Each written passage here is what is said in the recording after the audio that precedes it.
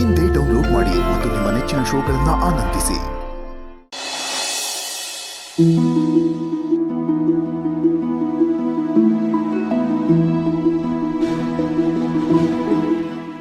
ಕಂದ, ನೊಂದ್ಕೋಬೇಡ. ನಿನ್ ಜೊತೆ ನಾವಿದೀವಿ ಅಲ್ವಾ? ಅವನ್ ಬಾಯಿ ಬಂದಾಗ ಮಾತಾಡ್ದ ಅಂತ ಬೇಜಾರು ಮಾಡ್ಕೋಬೇಡ ಕಣೋ.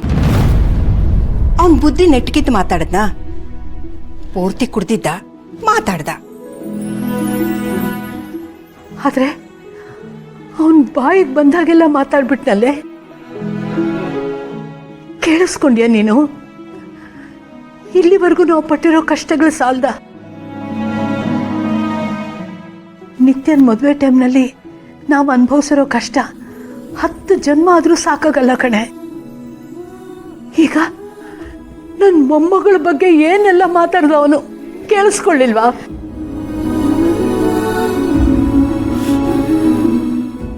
ಅಯ್ಯೋ, ಅವನೇನೋ ಕುಡ್ಕೊಂಡು ಬಂದು ಮಾತಾಡ್ದ. ಅದಕ್ಕೆ ಯಾಕೆ ತಲೆ ಕೆಡ್ಸ್ಕೊತೀಯ ನೀನು? ಅದನ್ನೆಲ್ಲ ತಲೆಗೆ ತಗೋಬಾರ್ದು. ನಾವುಗಳು ಸ್ಟ್ರಾಂಗ್ ಆಗಿರ್ಬೇಕು. ಅಲ್ಲ ಕಣೆ, ಅವನಷ್ಟು ಕೆಟ್ಟದಾಗಿ ಮಾತಾಡೋದನ್ನ ಮನ್ಸಿಗೆ ತಗೋಬೇಡ ಅಂದ್ರೆ ಹೇಗೆ ಆಗುತ್ತೆ ಲಚ್ಚಿ? ನೋಡು, ಈಗ ನಾವು ಗಮನ ಕೊಡ್ಬೇಕಾಗಿರೋದು ಬೇರೆ ವಿಷಯನೇ ಇದೆ. ಏನ್ ಹೇಳು ನೋಡೋಣ. ನನ್ಗೊಂದು ಗೊತ್ತಾಗ್ತಾ ಇಲ್ಲ.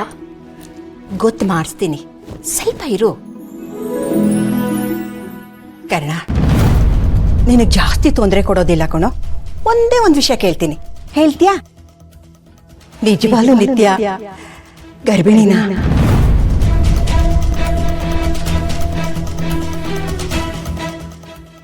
ಬಾಬಾ, ಇವನು ಇಲ್ಲ ಇಲ್ಲ ಅಂತ ಹೇಳಪ್ಪ. ಸ್ವತಃ ನಾನೇ ಬಂದು ನನ್ನ ಕೈಯಾರ 101 ತೆಂಗಿನಕಾಯಿ ಹೊಡಿತೀನಿ, ಬೇರೆ ಯಾರನ್ನೂ ಕಳ್ಸಲ್ಲ. ಪ್ರೆಗ್ನೆಂಟ್ ಅಲ್ಲ ಅಂತ ಹೇಳ್ಬಿಟ್ಟಿದ್ದೇವ್ರೆ. ಹೇಳೋ, ತಲೆ ಆಡಿಸ್ಬೇಡ, ಬಾಯ್ ಬಿಟ್ಟು ಹೇಳು. ಹೌದು.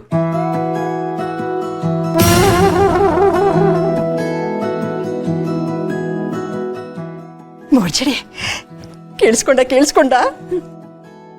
ಸರಿ, ನೀನೋಗಿ ರೆಸ್ಟ್ ಮಾಡು. ನಿತ್ಯಂಗ ಆಯಾಸ ಆಗಿರುತ್ತೆ. Good night. Good night. Good night. ಏನೋ ಆ ಭಗವಂತ ಇನ್ನೂ ಎಷ್ಟು ಕಷ್ಟ ಕೊಡ್ತಾನೋ ಏನೋ ನನ್ನ ಮೊಮ್ಮಕ್ಕಳಿಗೆ. ಓ ಮೈ ಗಾಡ್, ಏನೇ ಕಷ್ಟ ಕೊಡ್ತಾನೆ ದೇವರು. ಇವಳೊಬ್ಳು, ನಾವಿಬ್ರು ಮುತ್ತಜ್ಜಿ ಆಗ್ತಾ ಇದೀವಿ, ಸಂತೋಷ ಪಡ್ಬೇಕು. ಅದ್ರ ಬಿಟ್ಟು ಯಾವುದೋ ವಿಷಯಕ್ಕೆ ತಲೆ ಕೆಡ್ಸ್ಕೊತಿಯಲ್ಲ ನೀನು. ಆ ಭಗವಂತ ಎಲ್ಲ ಚೆನ್ನಾಗಿ ನಡೆಸ್ಕೊಂಡು ಹೋದ್ರೆ ಅಷ್ಟೇ ಸಾಕು ಕಣೆ. ಅಯ್ಯೋ ನಿನ್ನ, ಇದನ್ನಾದ್ರೂ ಸ್ವಲ್ಪ ನಗ್ನಗ್ತಾ ಹೇಳು ಅಂತ ಹೇಳಕ್ ಹೋಗ್ಬೇಡ. ನಾವಿಬ್ರು ಮುತ್ತಜ್ಜಿ ಆಗ್ತಾ ಇದೀವಿ, ಅದೇನು ಸಾಮಾನ್ಯ ವಿಷಯನೇನೆ. ಇನ್ಮೇಲೆ ನಾವು ಸ್ಟ್ರಾಂಗ್ ಆಗಿರ್ಬೇಕು ಕಣೆ. ಬೆಳಿಗ್ಗೆ 1 ಲೋಟ ಬಾದಾಮಿ ಹಾಲು ಕುಡಿಬೇಕು, ರಾತ್ರಿ ಹೊತ್ತು ಅಷ್ಟೇ 1 ಲೋಟ ಕುಡಿಬೇಕು. ಯಾಕೆ ಹೇಳು? ನಮ್ಮ ಕರ್ಣನ್ ಪಾಪು ಅಂದ್ರೆ ಸಾಮಾನ್ಯನಾ? ಗುಂಡುಗಿರುತ್ತೆ, ಅದನ್ನ ಎತ್ಕೊಂಡು ಆಟಾಡ್ಸ್ಬೇಕಲ್ವ ನಾವು. ಇದು ನನಗೆ ಬೇಕಾಗಿರೋದು ನನ್ನ ಮೋಜಡೆಯಿಂದ. ನನಗೊತ್ತು ಎಷ್ಟು ಖುಷಿ ಆಗ್ತಾ ಇದೆ ಗೊತ್ತೇನೆ. ಪ್ರಪಂಚಕ್ಕೆ ಕೂಗಿ ಹೇಳ್ಬೇಕು ಅಂತ ಇದ್ದೀನಿ, ನಾನು ಮುತ್ತಜ್ಜಿ ಆಗ್ತಾ ಇದ್ದೀನಿ. ನೀನು ಕೂಗಿ ಹೇಳಿ, ನಾನು ಮುತ್ತಜ್ಜಿ ಆಗ್ತಾ ಇದ್ದೀನಿ. ಇದು ಬೇಕಾಗಿರೋದು.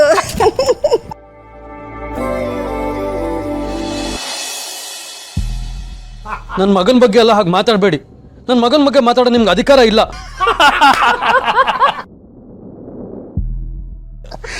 ಏನ್ ಸೆಂಟಿಮೆಂಟು, ಏನ್ ಫಾದರ್ಲಿಹುಡ್.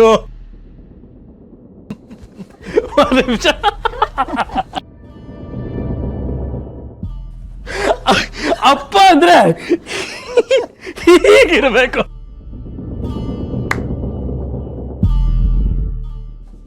ಓ ಮೈ ಗಾಡ್.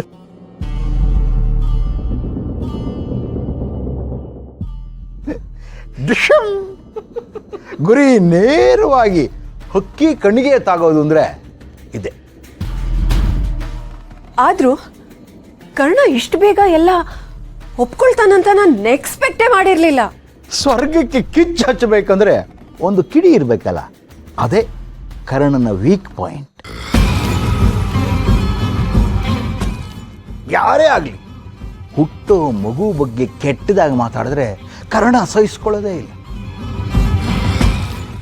ಅದರಲ್ಲೂ ಯಾರಿಗೂ ಬೇಡವಾದ ಮಗು, ಯಾರ ಪ್ರೀತಿನೂ ಸಿಗದೇ ಇರೋ ಮಗು ಅಂತ ಆದ್ರೆ ಕರ್ಣನ ಕರುಳು ಚುರ್ರಂತ ಇದೆ. ಅಂಥದ್ರಲ್ಲಿ ತೇಜಸ್ ಮಾತನ್ನ ಅದು ಹೇಗೋ ಸಹಿಸ್ಕೋತಾನೆ.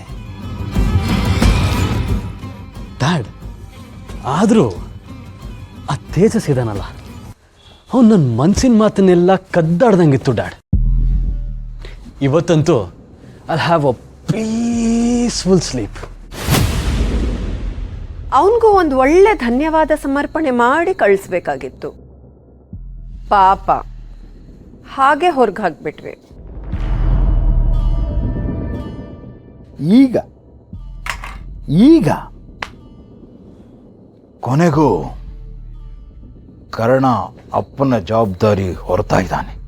ನನ್ನ ಕನಸನ್ನ ಈಡೇರಿಸ್ತಾ ಇದ್ದಾನೆ. ನಿಮ್ಮ ಕನ್ಸ ಏನ್ ಡ್ಯಾಡ್ ಅದು? ತನ್ನದಲ್ಲದ ಮಗುವಿನ ಬಾಯಲ್ಲಿ ಅಪ್ಪ ಅಂತ ಬಾಯಿ ತುಂಬ ಕರೆಸ್ಕೋತಾನಲ್ಲ, ಈಗ ಅವನಿಗೆ ಅರ್ಥವಾಗುತ್ತೆ ಅದರ ನೋವು ಏನು ಅಂತ.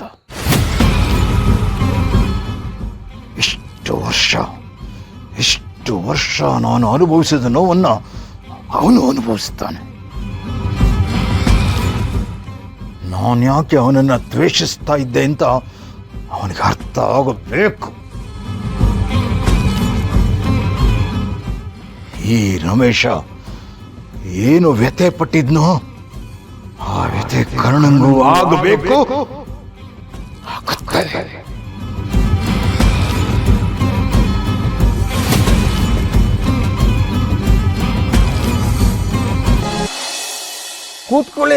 ಕೂತ್ಕೊಂಡಿದ್ಯಾ? ಮಾಲ್ತಿ, ಎಲ್ಲಾರನ್ನೂ ಕರೆ. ತಾರಾ, ಇವ್ರ ಅತಿಯಾಗಿ ಖುಷಿ ಪಡುವಾಗ್ಲೆಲ್ಲ ಮುಂದೇನಾಗುತ್ತೋ ಅಂತ ಭಯ ಕಾಡುತ್ತೆ. ನರೇಂದ್ರ, ಅಮ್ಮ ಎಲ್ಲಿದ್ದೀರಿ? ಬನ್ನಿ ಇಲ್ಲಿ ಬನ್ನಿ, ಎಲ್ಲಿ ಎಲ್ಲ ಬನ್ನಿ. ಬಾಮ್ಮ. ಏನ್ ನಡೀತಾ ಇದೆ ಇಲ್ಲಿ? ಮಕ್ಕಳಾಟ. ಕರ್ಣ, ಇನ್ಮೇಲೆ ನೀನು ಇದನ್ನೆಲ್ಲ ಚೆನ್ನಾಗಿ ಪ್ರಾಕ್ಟೀಸ್ ಮಾಡಬೇಕು. ಲಾಲಿ ಲಾಲಿ ಸುಕುಮಾರ, ಲಾಲಿ ಮುದ್ದು ಬಂಗಾರ.